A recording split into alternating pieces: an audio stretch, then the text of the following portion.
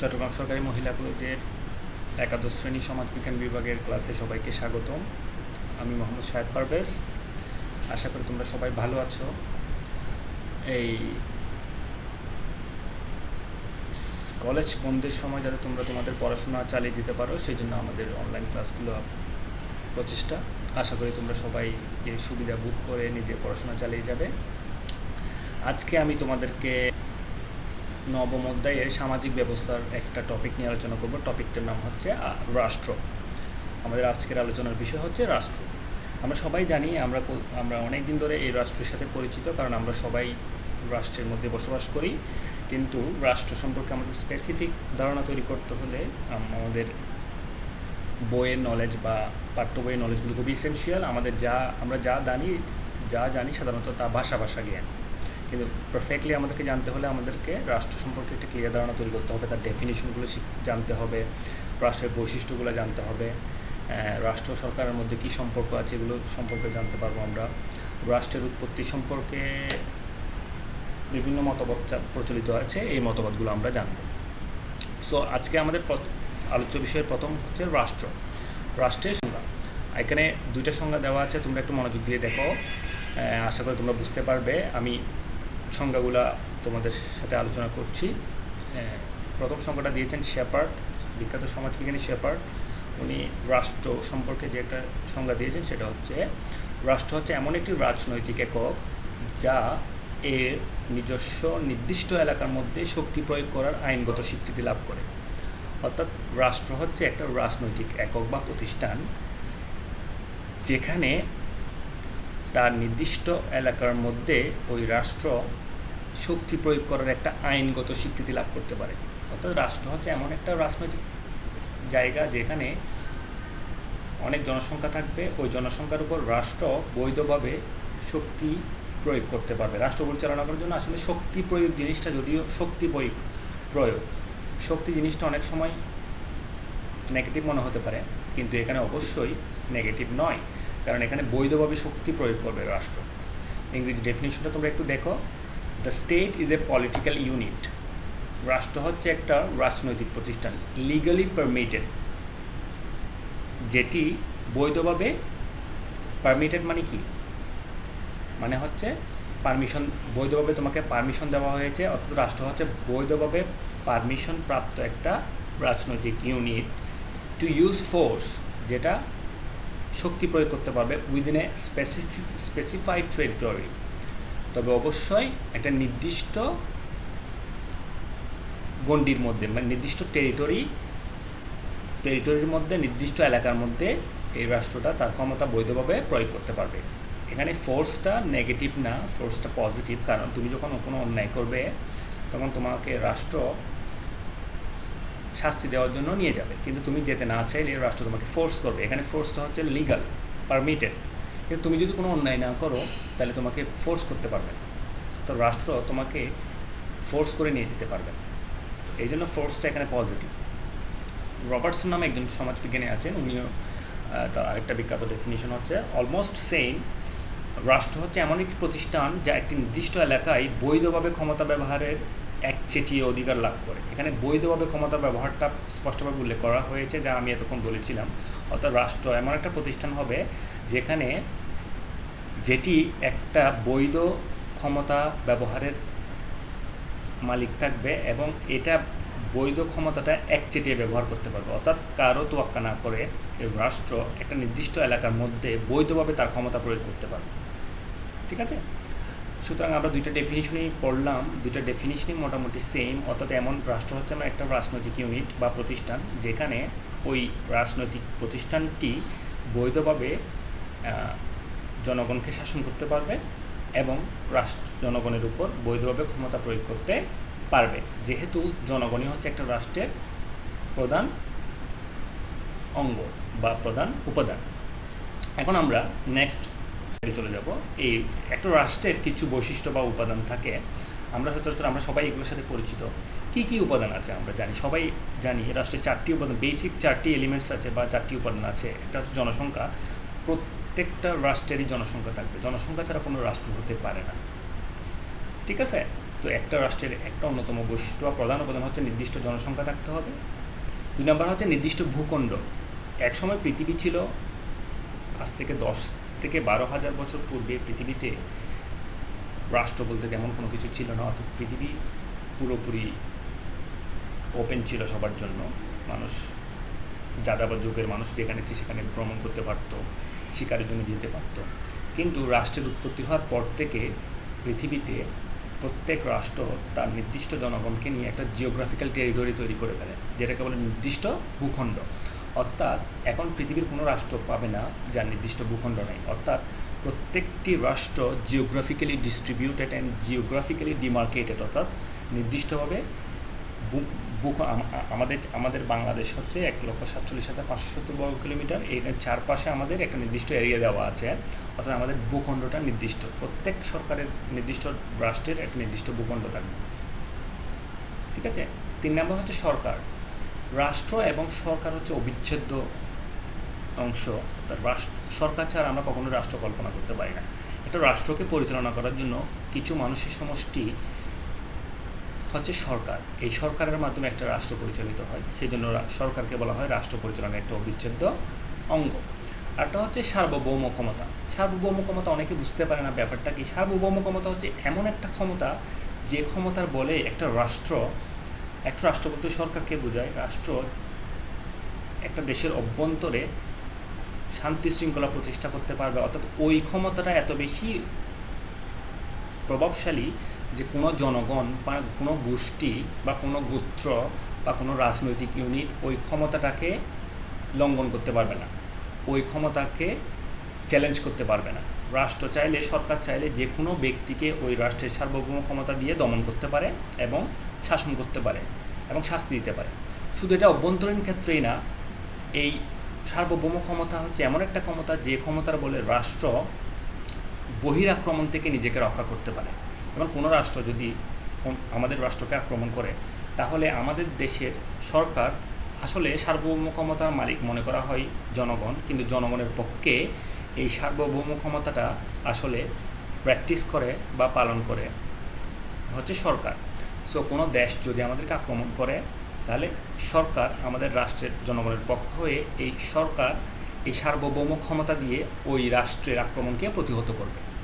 এটাই হচ্ছে সার্বভৌম ক্ষমতা। অর্থাৎ কোনো দেশ যদি আমাদের দেশকে আক্রমণ করে, সরকার জনগণের মতামত না নিয়ে, যেহেতু মতামত না নিয়ে বলা যাবে না, জনগণের মতামতের মূল মাধ্যমেই সরকার প্রতিষ্ঠিত হয়, এই সরকার হঠাৎ কোনো বহিরাক্রমণ থেকে নিজেকে রক্ষা করার জন্য যে কোনো ক্ষমতা প্রয়োগ করতে পারবে। যেমন সেনাবাহিনীকে নিয়োগ করতে পারবে, পুলিশ বাহিনীকে নিয়োগ করতে পারবে, র্যাব বাহিনীকে নিয়োগ করতে পারবে, যাতে এই দেশের ভূখণ্ড বা এই দেশের কোনো ক্ষতি না হয়। অর্থাৎ সার্বভৌম ক্ষমতা হচ্ছে সর্বোচ্চ ক্ষমতা, যে ক্ষমতার মাধ্যমে রাষ্ট্র অর্থাৎ সরকার নিজের দেশের অভ্যন্তরে এবং বাইরে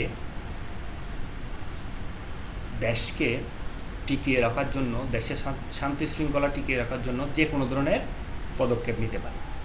তাহলে আমরা বুঝলাম রাষ্ট্রের উপাদান হচ্ছে 4টি। একটি হচ্ছে জনসংখ্যা, আরেকটা হচ্ছে নির্দিষ্ট ভূখণ্ড, আরেকটা হচ্ছে সরকার, চতুর্থ হচ্ছে সার্বভৌম ক্ষমতা।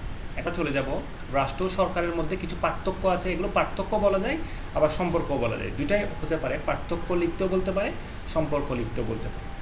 আচ্ছা, আমরা সম্পর্ক বা পার্থক্যগুলো জেনে নিই। প্রথমত হচ্ছে রাষ্ট্র সরকার এক নয়। অনেকে আমরা মনে করি যে রাষ্ট্র সরকার এক জিনিস, কিন্তু আসলে দুটো অবিচ্ছেদ্য অংশ। রাষ্ট্র সরকার প্রায় আমরা রাষ্ট্র বলতে সরকারকে বুঝি। তো এখন যদি বলে বাংলাদেশ রাষ্ট্র, কিন্তু বাংলাদেশ রাষ্ট্র বললে আওয়ামী লীগ সরকার বা দেশের আওয়ামী লীগ সরকারের নাম চলে আসবে। কিন্তু আসলে কি তারা এক? না, আসলে তারা এক না। 5 বছর পরে আওয়ামী লীগ সরকার ভোট হলে 5 বছর পরে যদি আওয়ামী লীগ সরকার ভোটে পরাজিত হয়, তাহলে তারা ক্ষমতা থেকে চলে যাবে, তখন অন্য একটা নতুন দল আসবে। তার মানে সরকার পরিবর্তন হয়। এই জন্য রাষ্ট্র সরকার এক না। রাষ্ট্র পরিচালনার 4টা গুরুত্বপূর্ণ উপাদান আমরা একটু আগে পড়েছি। এই 4টা গুরুত্বপূর্ণ উপাদানের মধ্যে একটা উপাদান হচ্ছে সরকার। সরকার হলো রাষ্ট্রের গুরুত্বপূর্ণ অঙ্গগুলোর মধ্যে একটি মাত্র অঙ্গ। অর্থাৎ রাষ্ট্র সরকার যদি কেউ মনে করে যে রাষ্ট্র সরকার এক জিনিস, আসলে এক জিনিস না, এটা আসলে ভিন্ন জিনিস। রাষ্ট্র পরিচালনা করার জন্য কিছু মানুষের সমষ্টি জনগণ কর্তৃক নির্বাচিত বা শাসনতান্ত্রিক বা পারিবারিকভাবে বা ঐতিহ্যগতভাবে নির্বাচিত বা নিয়োগকৃত জনসমষ্টির একটা অংশ হচ্ছে সরকার। তাহলে এই দুইটার মধ্যে পার্থক্য হতে পারে, এটা সম্পর্ক বললেও উল্লেখ করা যাবে। 2 নম্বর হচ্ছে রাষ্ট্রের মধ্যে সরকারের উত্থান পতন হয়, অর্থাৎ সরকারের পতন হয় কিন্তু রাষ্ট্রের পতন হয় না। রাষ্ট্র স্থায়ী আর সরকার ক্ষণস্থায়ী। তার মানে একটা রাষ্ট্র, বাংলাদেশ হচ্ছে একটা রাষ্ট্র, স্বাধীনতার পর থেকে এখানে অনেক ধরনের সরকার, প্রায় 4-5 সরকারের উত্থান হয়েছে এবং পতনও হয়েছে। অর্থাৎ সরকার একটা নির্দিষ্ট সময়ের জন্য জনগণের ভোট নিয়ে আসে, আবার সরকারের পতন হয়ে যায় 5 বছর পরে। অর্থাৎ একটা নির্দিষ্ট সময়ের মধ্যে সরকারের উত্থান পতন হয়, কিন্তু রাষ্ট্রের কখনো উত্থান পতন হয় না। রাষ্ট্র হচ্ছে চিরস্থায়ী। যেন আমেরিকা হচ্ছে, আমরা যখন থেকে আমেরিকার স্বাধীনতা প্রাপ্ত হয়েছে তখন থেকে আমরা শুনে আসতেছি এটা একটাই দেশ আমেরিকা, কিন্তু আমেরিকার সরকার পরিবর্তন হয়, একবার ডেমোক্রেটিক আসেন, একবার রিপাবলিক আসেন। বাংলাদেশের ক্ষেত্রে একবার বিএনপি আসে ক্ষমতায়, একবার হচ্ছে আওয়ামী লীগ ক্ষমতায় আসে। অর্থাৎ সরকার পতন হতে পারে কিন্তু রাষ্ট্র স্থায়ী, রাষ্ট্রের কোনো পতন হয় না। আরেকটা 3 নাম্বার সম্পর্ক বা বৈশিষ্ট্য পার্থক্য হচ্ছে নাগরিকরা, রাষ্ট্রে যারা বাস করে তারা হচ্ছে রাষ্ট্রের নাগরিক, তারা রাষ্ট্রের বিরুদ্ধে কোনো কাজ করতে পারে না। অর্থাৎ রাষ্ট্র হচ্ছে একটা পবিত্র জিনিস। রাষ্ট্রের মানে আমরা জনগণ কেউ রাষ্ট্রের বিরুদ্ধে কোনো ষড়যন্ত্র করতে পারবো না, করলে কঠোর শাস্তি পেতে হয়। প্রত্যেক রাষ্ট্র, পৃথিবীতে যত রাষ্ট্র আছে প্রত্যেক রাষ্ট্রেই নাগরিকরা যদি রাষ্ট্রের বিরুদ্ধে কোনো সমালোচনা করে, রাষ্ট্রের বিরুদ্ধে কোনো কাজ করলে তাহলে কঠোর শাস্তি পেতে হয়। কিন্তু রাষ্ট্রের জনগণ কর্তৃক নির্বাচিত যে সরকার আছে ওই সরকারের সমালোচনা বা বিরোধিতা করলেও অনেক সময় শাস্তি পেতে হয় না বা শাস্তি দেয় না। যেমন আমরা যদি কোনো সরকারের সমালোচনা করি যে সরকার এটা অন্যায় করছে বা সরকার এটা অবৈধ কাজ করছে, তাহলে আমরা শাস্তি নাও পেতে পারি, কারণ আমরা সমালোচনা করতে পারবো। কিন্তু আমরা যদি বলি যে বাংলাদেশ একটা খারাপ দেশ, বাংলাদেশ একটা নিকৃষ্ট রাষ্ট্র, তখন সরকার আমাদেরকে শাস্তি দিতে পারে, কারণ রাষ্ট্রের কোনো দোষ নাই। রাষ্ট্র যারা পরিচালনা করে তাদের দোষ থাকতে পারে। তার রাষ্ট্রের ধারণাটা হচ্ছে একেবারেই সেক্রেট, পবিত্র। এই জন্য রাষ্ট্রের বিরুদ্ধে কোনো ষড়যন্ত্র বা এমন কোনো কাজ করলে রাষ্ট্রের যদি ক্ষতি হয়, তাহলে আমরা সরকার এই জন্য কঠোর শাস্তি দিতে পারে আমাদেরকে। একটা হচ্ছে 4 নম্বর হচ্ছে আমরা সবাই রাষ্ট্রের নাগরিক, সরকারের নয়। আমরা জানি যে প্রত্যেকটা রাষ্ট্রের নাগরিক আছেন, আমরা যেমন বাংলাদেশের নাগরিক, কিন্তু সরকারের নাগরিক নেই। সরকারের সমর্থক দল থাকতে পারে, সরকারের সমর্থক গোষ্ঠী থাকতে পারে, কিন্তু সরকারের সমর্থক গোষ্ঠীকে নাগরিক বলা যাবে, রাষ্ট্রের নাগরিককে নাগরিক বলা যাবে। সরকারের যেমন আমরা জানি আওয়ামী লীগের সমর্থক গোষ্ঠীকে আওয়ামী লীগ বলে, আওয়ামী লীগের ছাত্র সংগঠনকে ছাত্রলীগ বলে, আওয়ামী লীগের যুব সংগঠনকে যুবলীগ বলে, কিন্তু নাগরিক বলা হয় না। নাগরিক বলা হয় শুধুমাত্র তাদেরকে যারা রাষ্ট্রের সব, আওয়ামী লীগ, বিএনপি, সব দলের জনসমষ্টিকে একত্রে আমরা রাষ্ট্রের নাগরিক বলবো, কিন্তু সরকারের নাগরিক বলা যাবে না। রাষ্ট্র সরকারের মধ্যে একটা ঘনিষ্ঠ সম্পর্ক আছে, আমি এর আগেও একটু বলেছি। অর্থাৎ একটি অন্যটি পরিপূরক। যেমন একটা রাষ্ট্র আছে, ওখানে কোনো সরকার নাই, তাহলে ওই রাষ্ট্রটা আমরা রাষ্ট্র বলে, সফলতার ক্ষেত্রে ওই রাষ্ট্রটা রাষ্ট্র বলে পরিগণিত হবে না। রাষ্ট্র থাকলে অবশ্যই একটা সরকার থাকতে হবে, কারণ সরকার হচ্ছে ওই রাষ্ট্র পরিচালনার মূল নিয়ামক। অর্থাৎ সরকারই হচ্ছে ওই রাষ্ট্রটা পরিচালনা করে। যেমন আমরা যদি বলি আমাদের বডি হচ্ছে স্টেট, আর সোল হচ্ছে বা আমাদের হার্ট, আমাদের প্রাণ হচ্ছে সরকার। সরকার না থাকলে, প্রাণ না থাকলে যেমন রাষ্ট্রের কোনো ভ্যালিউ নাই, ঠিক সরকার না থাকলে প্রাণ ছাড়া যেমন কোনো বডির কোনো ভ্যালিউ নাই, ঠিক সরকার ছাড়া রাষ্ট্রের কোনো ভ্যালিউ থাকে না বা মূল্য থাকে না। অর্থাৎ সরকার রাষ্ট্র একে অপরের সাথে ঘনিষ্ঠভাবে সম্পর্কিত। এখন আমরা করব রাষ্ট্রের উৎপত্তি। আচ্ছা, আমরা এই পৃথিবীতে প্রায় 2 লক্ষ বছর ধরে বসবাস করছি আমরা, যার মানুষ জাতি, কিন্তু রাষ্ট্রের উৎপত্তি হয়েছে খুবই অল্প সময়ে, হয়তো 8 থেকে 10,000 বছর পূর্বে বা তারও পরে। স্পেসিফিকলি আমরা বলতে পারি না, কারণ তৎকালীন সময়ে মানুষের কোনো লিখিত কোনো এভিডেন্স আমরা পাই না, বা লিখিত কোনো প্রমাণ পাই না যে কখন রাষ্ট্রের উৎপত্তি হয়েছে। তবে রাষ্ট্রের উৎপত্তি সম্পর্কে আমরা কিছু মতবাদ জানি, কারণ বিভিন্ন গবেষণা বা বড় বড় তাত্ত্বিক বা দার্শনিকরা, সামাজিক বা রাষ্ট্রবিজ্ঞানীরা বিভিন্নভাবে তথ্য দিয়েছেন যে রাষ্ট্রের উৎপত্তি কীভাবে হয়েছে। এই তত্ত্বগুলোর মধ্যে সবচেয়ে জনপ্রিয় তত্ত্বগুলো হচ্ছে 4টি। প্রথমটা হচ্ছে ঈশ্বরের সৃষ্টি মতবাদ, ইংরেজিতে বলে the theory of divine origin. Second হচ্ছে সামাজিক চুক্তি মতবাদ, দ্য সোশ্যাল কন্ট্রাক্ট থিওরি। 3 নম্বর হচ্ছে শক্তি প্রয়োগ মতবাদ, দ্য থিওরি অফ ফোর্স। 4 নম্বর হচ্ছে বিবর্তনবাদী মতবাদ বা দ্য থিওরি অফ এভলিউশন। আচ্ছা, আমরা প্রথমে এই 4টা নিয়ে আলোচনা করব। প্রথমটা হচ্ছে ঈশ্বরের সৃষ্টি মতবাদ। আমরা সবাই জানি যে এক সময়ে মানুষ যখন কৃষি আবিষ্কার হওয়ার পর থেকে যখন উদ্বৃত্ত খাদ্যের উৎপত্তি হয়, উদ্বৃত্ত খাদ্য যখন উদ্বৃত্ত হতে থাকে, তখন মানুষের বিভিন্ন ধরনের বিশ্বাসের সৃষ্টি হয়। এরকম একটা বিশ্বাসের নাম হচ্ছে ঈশ্বর বা ডিভাইন ফোর্স, যেটাকে বলে ডিভাইন অরিজিন। অর্থাৎ এই মতবাদের মূল কথা হচ্ছে পৃথিবীতে রাষ্ট্র তৈরি হয়েছে ঈশ্বরের নির্দেশ অনুসারে। অর্থাৎ ঈশ্বর মানুষ সৃষ্টি করেছেন এবং মানুষকে পরিচালনার জন্য তারই নির্দেশ মতো তৈরি হয়েছে রাষ্ট্র। এই মতবাদে বলা হয় যে রাষ্ট্র হচ্ছে ঈশ্বরের সৃষ্টি। ঈশ্বর রাষ্ট্র সৃষ্টি করে তার পরিচালনার জন্য তিনি তার নিজস্ব প্রতিনিধি নিয়োগ করেন। অর্থাৎ ঈশ্বর শুধুমাত্র রাষ্ট্র তৈরি করে দেননি, প্রতিনিধিও তৈরি করে দিয়েছেন। এটার উৎপত্তি হয়েছে আসলে তোমরা যদি মিশরের ইতিহাস বা মানুষের ইতিহাস দেখবা যে মিশরেই মোটামুটি বলা যায় প্রথম সরকারের উৎপত্তি হয় বা এই রাষ্ট্রের উৎপত্তি হয়।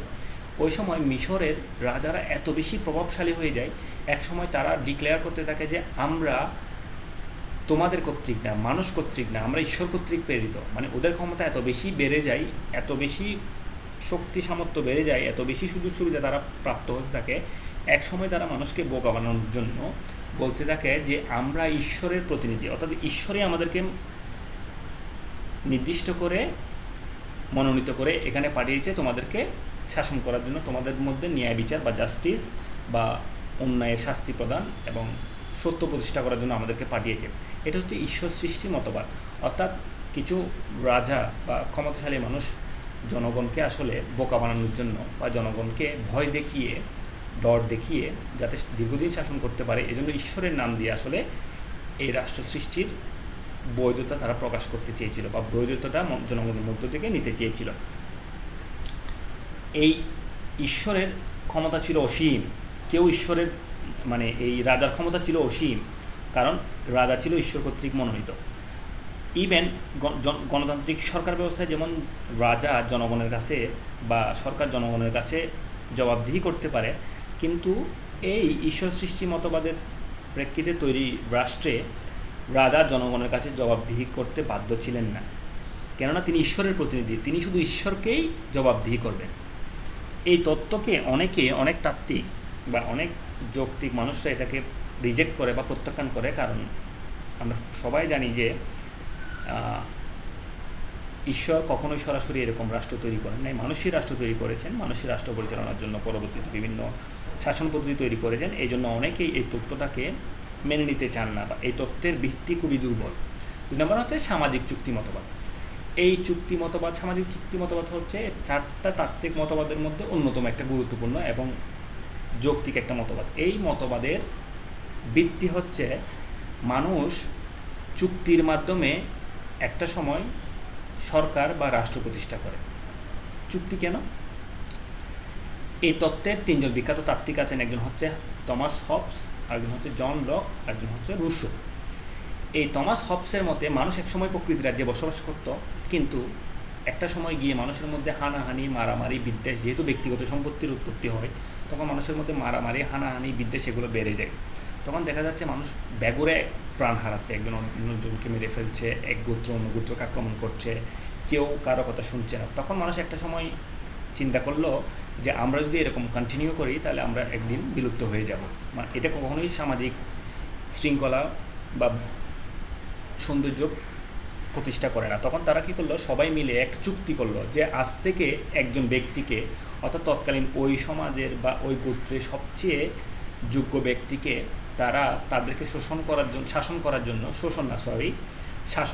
জন্য, তাদের মধ্যে ন্যায় বিচার প্রতিষ্ঠা করার জন্য, অন্যায়কারীদেরকে শাস্তি দেওয়ার জন্য তারা একজন মানুষকে সর্বোচ্চ ক্ষমতার অধিকারী করে একটা চুক্তি করে। অর্থাৎ আজ থেকে তুমি আমাদেরকে শাসন করবে, আমরা তোমার কথা মেনে নিব, এবং তুমি অন্যায় করলে তাদেরকে শাস্তি দিবে, এবং যারা ভালো কাজ করবে তাদেরকে পুরস্কৃত করবে।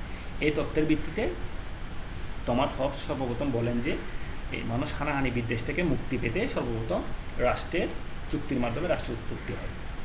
জন লক নামে একজন রাজনৈতিক তাত্ত্বিক আছেন, উনি আবার হবস থেকে একটু ভিন্ন তত্ত্ব দিয়েছেন। উনি মনে করেন যে প্রকৃতির রাজ্য ছিল, অনেক মানুষ ছিল, কিন্তু তারা এত বেশি হানাহানি বা ভেদাভেদ ছিল না, কিন্তু অর্থাৎ তারা শান্তিপূর্ণভাবে বসবাস করছিল।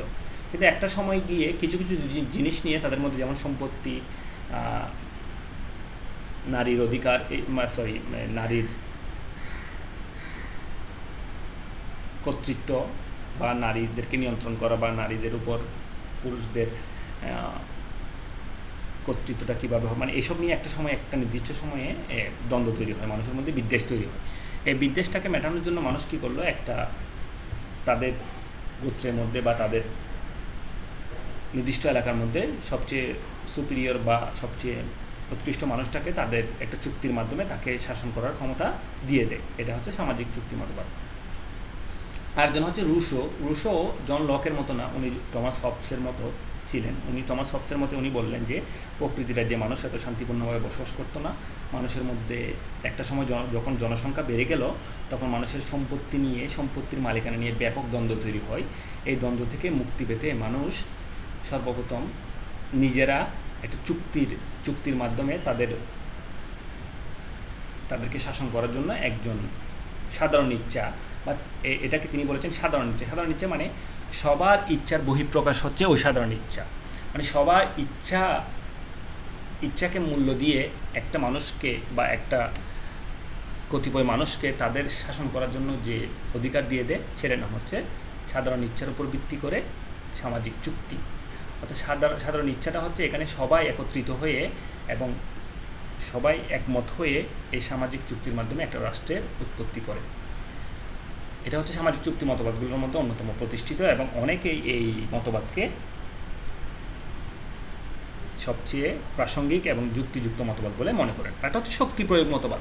আমরা জানি যে পৃথিবীতে সবসময় শক্তি প্রয়োগ হয়ে আসছে, যারা শক্তিশালী তারা শক্তিহীনকে সবসময় অন্যায় করে, অত্যাচার করে। তো একটা সময় এই শক্তি যাদের বেশি ছিল, অর্থাৎ সমাজের বা গোত্রের মধ্যে যারা সবচেয়ে পাওয়ারফুল ছিল, তারা তাদের শক্তিটাকে বা ক্ষমতাটাকে টিকিয়ে রাখার জন্য একটা রাষ্ট্রনাম মানে তাদের শক্তি দিয়ে জোর করে অন্যদেরকে শাসিত করার জন্য, শোষণ করার জন্য তখন তারা একটা রাষ্ট্রের উৎপত্তি করে।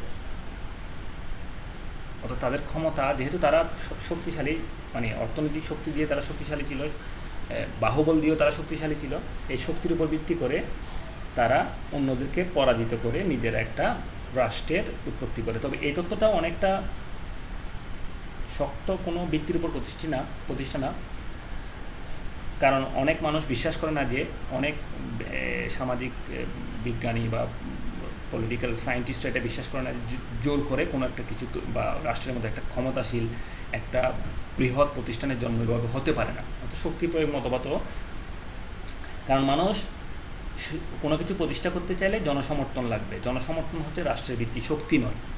এই জন্য শক্তি প্রয়োগ মতবাদটাও অনেকটা দুর্বল, একটা রাষ্ট্রের উৎপত্তি সম্পর্কে একটা দুর্বল মতবাদ। এটা হচ্ছে বিবর্তনবাদী মতবাদ। এই মতবাদটাও সামাজিক চুক্তি মতবাদের মতো অনেকটা পপুলার। অর্থাৎ এই চুক্তির মূল কথা হচ্ছে বিবর্তনের মাধ্যমে রাষ্ট্রের উৎপত্তি হয়েছে। বিবর্তন কি? আমরা সবাই জানি বিবর্তন মানে হচ্ছে পরিবর্তন, ছোট ছোট পরিবর্তন। এই পরিবর্তন এক সময় মানুষ, এই বিবর্তন তথ্যের মতে এক সময় পরিবার ছিল না, বিবর্তনের একটা পর্যায়ে গিয়ে মানুষ পরিবার তৈরি করলো, পরিবারের পরে মানুষ তৈরি করলো জ্ঞাতি গোষ্ঠীর উপর ভিত্তি করে মানুষ তৈরি করলো গোত্র। এগুলো আস্তে আস্তে শত হাজার বছরের প্রয়োগ। ফ্যামিলি প্রতিষ্ঠা হওয়ার একদিন বা 1 বছর বা 2 বছর, 5 বছর বা 10 বছরের মধ্যেই জ্ঞাতি গোষ্ঠী এরকম তৈরি হয় নাই, এটা হাজার বছর লাগছে। অর্থাৎ পরিবার প্রতিষ্ঠা হওয়ার পরে আত্মীয়তা বা কিনশিপ, জ্ঞাতি গোষ্ঠী তৈরি হয়, জ্ঞাতি গোষ্ঠী থেকে আস্তে আস্তে গোত্র তৈরি হয়, গোত্র থেকে আস্তে আস্তে এক সময় বিবর্তনের মাধ্যমে গোত্রের পরবর্তী পর্যায়ে হচ্ছে রাষ্ট্র। অর্থাৎ বিবর্তনের মাধ্যমে আস্তে আস্তে পরিবার থেকে জ্ঞাতি গোষ্ঠী থেকে গোত্র থেকে সমাজ থেকে সমাজের একটা বড় রূপ হচ্ছে একটা সময় গিয়ে রাষ্ট্রের উৎপত্তি। অর্থাৎ বিবর্তন মানে হচ্ছে আস্তে আস্তে এক সময় যেমন পরিবারের প্রধান ছিলেন একজন, প্রথম দিক দিয়ে পরিবারের প্রধান ছিলেন মা, পরবর্তীতে কৃষি আবিষ্কার হওয়ার পরে দেখা যায় যে পিতৃপ্রধান পরিবারের উৎপত্তি হয়। এই পিতৃপ্রধান পরিবারের পিতাই সব কিছু নিয়ন্ত্রণ করতো। তারপরে আত্মীয় স্বজনের মধ্যে একজন পুরুষ, সবচেয়ে শক্তিশালী পুরুষটাই বা যোগ্য পুরুষটাই সব কিছু নিয়ন্ত্রণ করত। এই যোগ্য পুরুষরা জ্ঞাতি গোষ্ঠীর মধ্যেও ক্ষমতা প্রভাব বিস্তার করতো। আস্তে আস্তে গোত্র তৈরি হয়, গোত্রের মধ্যেও একজন গোত্রপ্রধান তৈরি হয়। এই গোত্রপ্রধান থেকে আস্তে আস্তে রাষ্ট্রের উৎপত্তি হয়, এবং রাষ্ট্রের উৎপত্তির ফলে সবচেয়ে যোগ্য মানুষ বা ওদের মধ্যে থেকে গোত্রপ্রধানই আস্তে আস্তে রাষ্ট্রের প্রতিনিধি হিসেবে আবির্ভূত হয়। ঠিক আছে, এখন এই 4টা তত্ত্বের মধ্যে তোমরা চারটা তত্ত্ব বই থেকে ভালো করে পড়লে তোমরা বুঝতে পারবে। আরও কোনো সমস্যা থাকলে আমার নিচে কমেন্ট করতে পারো। এখন একটা সৃজনশীল প্রশ্ন আছে, তোমরা দেখতে পাচ্ছ এখানে দেখা আছে মধ্যে মানে বৃত্তের মধ্যে একটা প্রশ্নবোধক চিহ্ন, বাকিটা হচ্ছে জনসমষ্টি, নির্দিষ্ট ভূখণ্ড, সরকার, সার্বভৌম ক্ষমতা। আমরা সবাই জানি যে এটা হচ্ছে এই চারটি উপাদান হচ্ছে রাষ্ট্রে। আচ্ছা, শিক্ষা, এখানে প্রথম কোশ্চেনটা হচ্ছে 1 নম্বরের কোয়েশ্চেন থাকে শিক্ষার সংজ্ঞাটা। আমরা জানি শিক্ষা একটা অন্যতম মৌলিক মানবীয় গুণ, জনগণকে ভবিষ্যতের উপযুক্ত নাগরিক হিসেবে প্রতিষ্ঠিত করার জন্য শিক্ষা প্রদান করা হয়। এটা হচ্ছে 1 নম্বর প্রশ্ন। 2 নম্বর হচ্ছে হচ্ছে গণতান্ত্রিক সমাজের ক্ষমতার উৎস হচ্ছে জনগণ, ব্যাখ্যা করো। 2 নম্বরের প্রশ্নটা হচ্ছে আমরা সবাই জানি গণতান্ত্রিক সমাজ কি। গণতান্ত্রিক সমাজ হচ্ছে সেই সমাজ যে সমাজে জনগণ হচ্ছে সবচেয়ে ক্ষমতাবান, অর্থাৎ জনগণের ক্ষমতাই হচ্ছে আসল ক্ষমতা। যেমন পৃথিবীতে যে সমস্ত দেশে গণতন্ত্র চালু আছে ওই সমস্ত দেশে সরকার জনগণের বিরুদ্ধে কোনো কিছু করলে জনগণ আন্দোলন করে ওই সরকারকে হটিয়ে দেয় বা ওই সরকারের পতন করে অন্য একটা সরকারের জনগণের উপকার করবে এরকম সরকারের পতন করে। তার মানে বোঝা যাচ্ছে এই গণতান্ত্রিক সমাজে সবচেয়ে শক্তিশালী উপাদানগুলো হচ্ছে জনগণ। এই সমাজে জনগণ যদি চায় যে কোনো একটা আইন প্রতিষ্ঠা করতে, তাহলে অধিকাংশ জনগণের সমর্থন অনুসারে ওই আইন প্রতিষ্ঠিত হতে পারে। আবার জনগণ যদি কোনো অন্যায় আইন বিলোপ করতে চায় তাহলে জনগণের ক্ষমতার মাধ্যমে, জনগণ তাদের ভোটের মাধ্যমে ওই আইন বিলোপ করতে পারে। অর্থাৎ গণতান্ত্রিক সমাজে জনগণই হচ্ছে আসলে সব কিছুর মালিক বা সব ক্ষমতার উৎস। গ নাম্বার হচ্ছে উপরের চিহ্নটি কোন প্রত্যয়ের ইঙ্গিত বহন করছে। আমরা জানি এটা হচ্ছে সরকারের ইঙ্গিত বহন করছে। উহার সাথে সরকারের দুটি পার্থক্য, আমি তোমাদেরকে পার্থক্য পড়িয়েছি, ওখানে দেখবে যে দুটা পার্থক্য তোমরা আলোচনা করতে পারবে। যেমন রাষ্ট্র স্থায়ী, সরকার স্থায়ী নয়, এটা একটা পার্থক্য হতে পারে। রাষ্ট্র হচ্ছে সরকার পরিবর্তনশীল কিন্তু রাষ্ট্র পরিবর্তনশীল না, ঠিক আছে। দুটো পার্থক্য, ওখানে সম্পর্ক থেকে দুটো পার্থক্য একটু আলোচনা করলে এই 3 নম্বর প্রশ্নের উত্তর হয়ে যাবে। 4 নম্বর প্রশ্নটা হচ্ছে উক্ত প্রত্যয়ের উদ্ভব হয়েছে সামাজিক চুক্তির ফলে, তুমি কি এই বক্তব্যের সাথে একমত? অর্থাৎ রাষ্ট্রের উৎপত্তি হয়েছে সামাজিক চুক্তির মাধ্যমে। তোমার পাঠ্য বইয়ের আলোকে বিশ্লেষণ করে এখানে তোমাকে জিজ্ঞেস করা হয়েছে তুমি কি মনে করো, অর্থাৎ তোমার দৃষ্টিভঙ্গিটা এখানে দেখবে। তখন তোমাকে 4টা তত্ত্বের মধ্যে এই সামাজিক চুক্তি মতবাদটা কেন সবচেয়ে উল্লেখযোগ্য এবং সবাই সমর্থন করে এই যুক্তিগুলো তোমাকে দেখাতে হবে। প্রথমত ঈশ্বরের সৃষ্টি মতবাদ সম্পর্কে তোমাকে সংক্ষেপে বলতে হবে যে এই তত্ত্বের কোনো প্রমাণ পাওয়া যায় না, কারণ ঈশ্বর রাষ্ট্র সৃষ্টি করছে এরকম কোনো প্রমাণ পাওয়া যায় না। মানুষই আসলে ঈশ্বরের নাম দিয়ে জনগণকে শোষণ করার জন্য, এই ঈশ্বরের নাম দিয়ে মানুষ জনগণকে শোষণ করার জন্য এই রাষ্ট্র ব্যবস্থার প্রবর্তন করেছিল আসলে। আরটা হচ্ছে শক্তি প্রয়োগ মতবাদ। শক্তি প্রয়োগ মতবাদ দেখা যাচ্ছে যে রাষ্ট্র প্রতিষ্ঠা করার জন্য সবার সম্মতি দরকার। এখানে জোর করে রাষ্ট্র প্রতিষ্ঠা করা সহজ না। যদি অনেকে বলেছেন এই শক্তি প্রয়োগ মতবাদ একটি মতবাদ, কিন্তু আসলে এটা ভ্যালিডিটি কম। অর্থাৎ রাষ্ট্র প্রতিষ্ঠার জন্য জনগণকে খেপিয়ে তুলে রাষ্ট্র প্রতিষ্ঠা করা যাবে না, জনগণের সমর্থন নিয়ে রাষ্ট্র প্রতিষ্ঠা করতে হবে। আরেকটা হচ্ছে বিবর্তন তত্ত্বেরও যৌক্তিকতা আছে, তবে সবচেয়ে যৌক্তিক হচ্ছে সামাজিক চুক্তি মতবাদটি। কারণ একসময় মানুষ প্রকৃতির রাজ্যে বসবাস করতো, এটা হচ্ছে ওয়াইডলি প্রুভড। মানে আমরা সবাই জানি যে আমাদের পূর্বপুরুষরা বনে জঙ্গলে বসবাস করতো, আস্তে আস্তে সভ্য হয়, আস্তে আস্তে কৃষির আবিষ্কার হওয়ার পরে পশুপালন যুগের পর থেকে তারপর আস্তে আস্তে মানুষ সভ্য হয়। ওই সময়ে যেহেতু জনসংখ্যা বেড়ে যায়, মানুষ তো আগে গোত্রভাবে বসবাস করতো, এক গোত্র বিচ্ছিন্নভাবে বসবাস করতো। কিন্তু যখন সম্পদের জন্য সম্পদের মালিকানার উৎপত্তি হয়, তখন মানুষের মধ্যে বা জনসংখ্যা বেড়ে যায়, তখন মানুষের মধ্যে সমস্যা তৈরি হয়। এগুলো হচ্ছে সবচেয়ে যুক্তি। এর ফলে এই সমস্যা সমাধানের জন্য মানুষ কী করলো, সামাজিক চুক্তি করে রাষ্ট্রের উৎপত্তি করেন। এই সামাজিক চুক্তি মতবাদটি তোমাকে সুন্দর করে গুছিয়ে লিখতে হবে, কেন সামাজিক চুক্তি মতবাদটি অন্য মতবাদগুলোর চেয়ে সবচেয়ে বেশি ভ্যালিড বা বৈধ বা সবচেয়ে যুক্তিপূর্ণ, এটা তোমাকে দেখাতে হবে। নবম অধ্যায়ের সামাজিক ব্যবস্থার একটা টপিক নিয়ে আলোচনা করব। টপিকটার নাম হচ্ছে রাষ্ট্র। আমাদের আজকের আলোচনার বিষয় হচ্ছে রাষ্ট্র। আমরা সবাই জানি, আমরা অনেক দিন ধরে এই রাষ্ট্রের সাথে পরিচিত, কারণ আমরা সবাই রাষ্ট্রের মধ্যে বসবাস করি। কিন্তু রাষ্ট্র সম্পর্কে আমাদের স্পেসিফিক ধারণা তৈরি করতে হলে আমাদের বইয়ের নলেজ বা পাঠ্য বইয়ের নলেজগুলো খুবই এসেনশিয়াল। আমরা যা